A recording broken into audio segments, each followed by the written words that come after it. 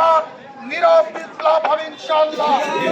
বাংলাদেশ জামাত ইসলামী কঠিন পরীক্ষা, পরীক্ষা দিয়েই আজকে গণমানুষের সংগঠন হয়েছে। বাংলাদেশ জামাত ইসলামীকে বিভিন্ন জায়গায় আজকে হুমকি ধমকি দেওয়া হচ্ছে, বলা হচ্ছে যে 13 তারিখে বুঝাই দেবো, তোমরা কেন মিছিলে যাচ্ছ, তোমরা কেন দাঁড়িপাল্লায় ভোট চাচ্ছ। বাংলাদেশ জামাত ইসলামী কোন রক্তচক্ষুকে ভয় করে না। যে সংগঠন হাসতে হাসতে ফাঁসির মঞ্চে যেতে পারে, সেই সংগঠন আর তাদেরকে মরণের ভয় দেখিয়ে লাভ নেয়। সংগ্রামী ভাইরা,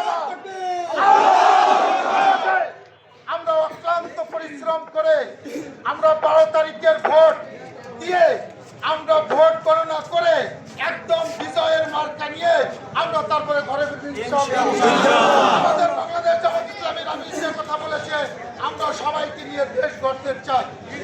তাই এখন আমার কথা সংক্ষিপ্ত করবো।